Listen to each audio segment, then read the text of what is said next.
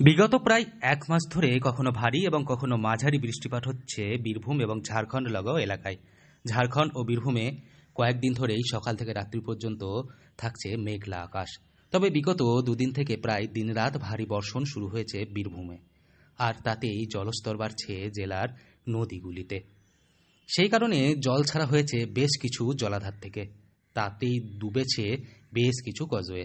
যেমন লাভপুরের বন্যা পরিস্থিতির আশঙ্কা গ্রামবাসীদের। বন্যা পরিস্থিতি মোকাবেলায় প্রশাসন তৎপর রয়েছে। প্রশাসনের তরফ থেকে মাইকিং করে সবাইকে সতর্ক করা হচ্ছে। প্রায় 10 দিন থেকে আকাশের মুখ গভীরভাবে ভার, আর তারই মধ্যে বুধবার সারাদিন লাগাম ছাড়া বৃষ্টি বীরভূম এবং ঝাড়খণ্ডে। তাতেই জলস্তর বেড়েছে বীরভূমের নদীগুলির। জলাধারগুলি থেকে ছাড়া হচ্ছে জল। যেমন ময়ূরাক্ষী নদীর তিলপাড়া জলাধার থেকে প্রায় 25,000 কিউসেক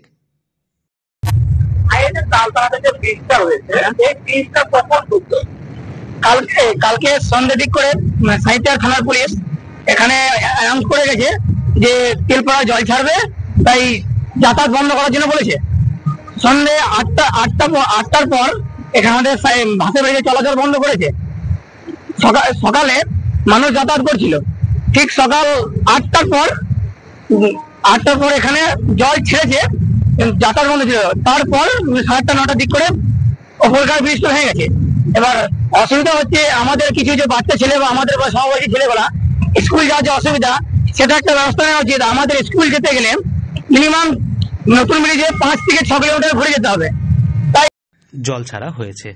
হিংলো জলাধার থেকে ছাড়া হয়েছে 4,000 কিউসেক জল। এছাড়াও ব্রাহ্মণী নদীর জলাধার থেকে ছাড়া হয়েছে 2,126 কিউসেক জল। জলাধার থেকে জল ছাড়া ও নদীর জলস্তর বেড়ে যাওয়ার কারণে ডুবেছে বেশ কিছু কজওয়ে, ভেঙেছে ফেরিঘাট। আরও কিছু কজওয়ে ডুবে যাওয়ার আশঙ্কা রয়েছে। যেমন শাল নদীর জলস্তর বাড়ায় দুবরাজপুরে ডুবেছে কজওয়ে। হিংলো জলাধার থেকে জল ছাড়ার কারণে কখন থেকে জল বাড়লো?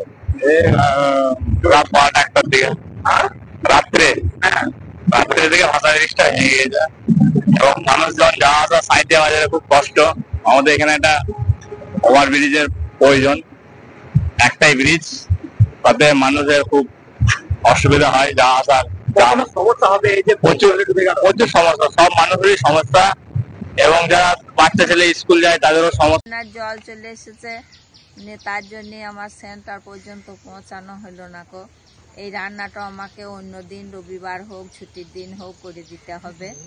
আমি কান্দরকুলার অঙ্গনওয়াড়ি কর্মী। কতটা সমস্যা এই যে বন্যাটা আমাদের প্রতি বছরই এরকম হয়। ওই প্রায় দিনে জল থাকে, হয়, তার শোধ আমাদের কিনে আবার রান্না করে দিতে হয়। খয়রাচলে ডুবেছে কজওয়ে। এছাড়াও তিলপাড়া থেকে জল ছাড়াই ভেসেছে সাঁইথিয়ার ফেরিঘাট। গতকাল রাত্রের পর থেকে ধীরে ধীরে ডুবতে শুরু করে সাঁইথিয়ার ফেরিঘাট। অন্যদিকে লাভপুরের কুয়ে নদীর জল বেড়ে যাওয়ায় ডুবেছে কজওয়ে। এলাকায় সৃষ্টি হয়েছে আতঙ্কের বাতাবরণ।